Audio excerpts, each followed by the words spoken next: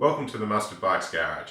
Today we've got an MV Agusta Dragster 800 on the bench and we're going to fit a Fender Eliminator to it. Before we start, we'd just like to make a note that we recommend you only fit number plates up to 200mm wide with this product.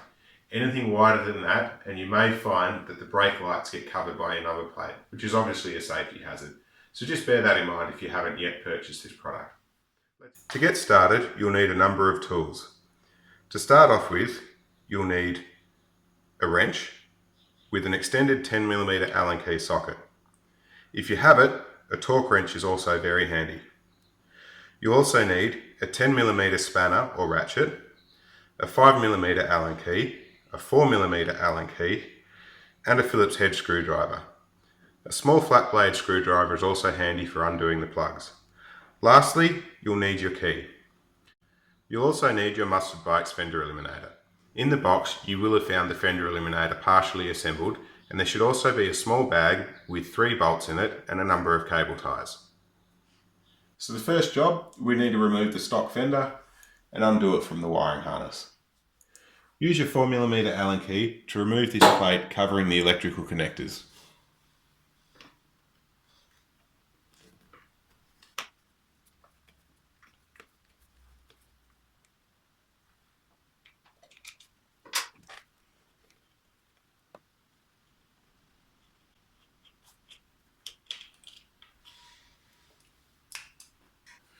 Using a flat blade screwdriver, push the clips in to disconnect the connectors. Undo all of the connectors under the cover.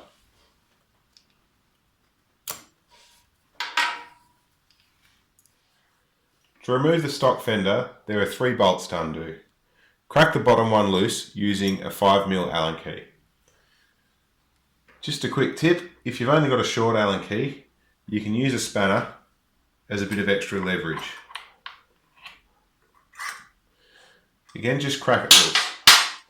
Next, we're going to use our extended 10mm Allen key. Ours is just made out of a cut down Allen key to undo the top 2 bolts.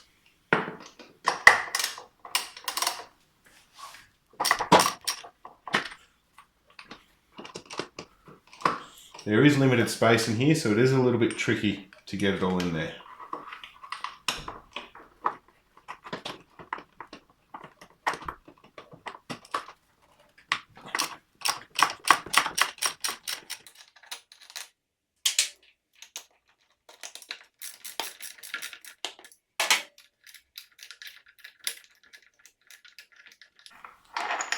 With the 2 large bolts removed, we can completely remove the 5mm one at the bottom.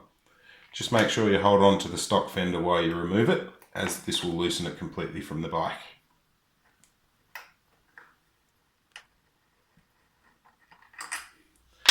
And with that, the original fender pulls away. With the rear fender removed, we need to replace the axle pinch bolts with the 2 bolts that were in the kit. If you have a torque wrench, torque them up to 28 to 32 Newton meters. If not, make sure they're nice and tight. To remove the wiring harness from underneath the swing arm, we need to remove this cover that runs along the bottom of it. There are 3 4mm Allen key bolts. One just under here, one just under here, and one up the front under here.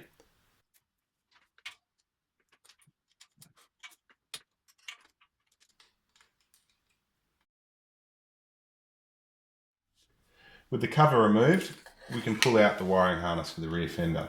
Just feed it through to the other side of the bike and pull it out of the way. We'll reroute that to the top later on.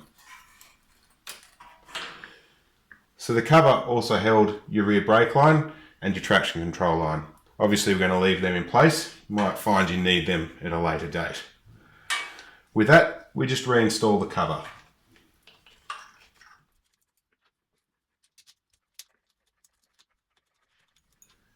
With the cover back on, remove the cable tie that's holding the brake line, traction control line and wiring harness together.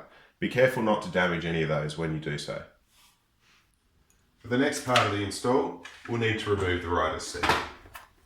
The next job is to reroute the wiring harness up to the seat. To do this, Trace the wiring harness back until you find it between the swing arm and the frame. Along the way, you'll find a few of these rubber bands, and they simply pull off.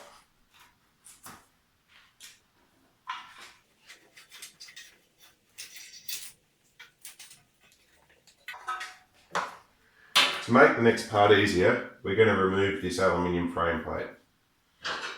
Using a 4mm Allen key, remove the 3 bolts holding it on.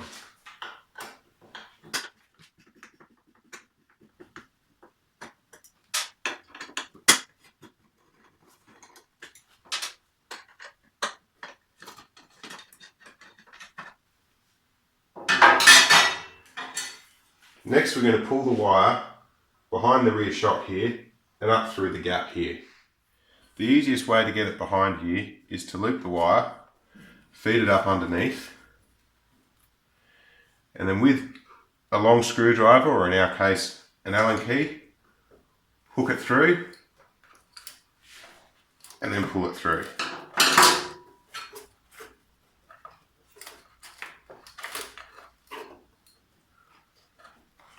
Continue to route the wiring harness along the subframe until you end up coming out at the top here.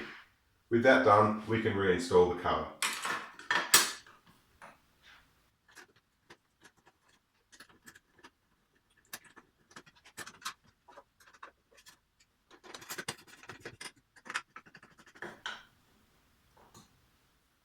Now we're going to start fitting the Fender Eliminator itself. When you received it, will have come loosely pre-assembled like this, and we're going to leave it like that right to the end. This is also a good point to fit your indicators if you've got aftermarket indicators to fit. You'll also need to fit the appropriate plugs, which can be removed from your stock Fender. The LED bolt, however, comes from us fitted with the appropriate plug already fitted. To start off with, we're going to need to remove this pillion handle. There are 3 bolts using a 5mm Allen key. We're going to take the Fender Eliminator and feed all the wiring up through this little vent hole here. The vent hole is quite small, so it may take a little bit of wiggling to get the plugs through properly. Place your Fender Eliminator over the top and then sit the grab rail on top of that. Then you'll use the 3 bolts that came in the kit along with the 2 original washers. Use them to bolt it all in place.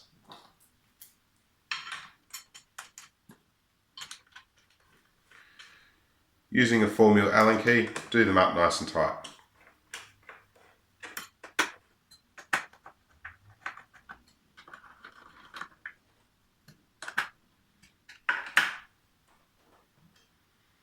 Next we plug in all the wiring. The longer plug is for your LED bolt.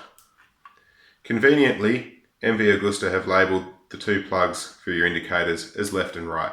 Plug those in as well. Before we continue, remember to turn on your motorcycle's ignition and just check that all your indicators and lights are working properly. Once you're assured they're working properly, we can tuck the wiring away. You can use some of the cable ties that came in the kit or some of the rubber bands that were used earlier to tidy it all up and keep them out of the way. With the Eliminator bolted on, tidy up your wiring using some of the cable ties in the kit by cable tying them to the chassis. That'll keep them neat and tidy and out of the way. With this done, we can finish off bolting the front to the base. Using a Phillips head screwdriver and a 10mm socket or spanner, do them up until they're firm.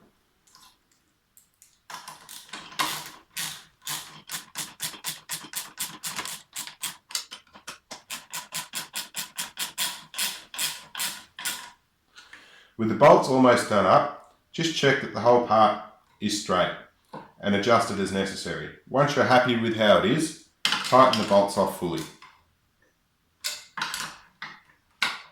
All that's left to finish up is to fit your rider's seat and your registration plate. We hope you found this video helpful and informative. And if you haven't yet purchased our product, you can do so at mustardbikes.com. Once you're done, don't forget to send us a picture on Instagram or Facebook.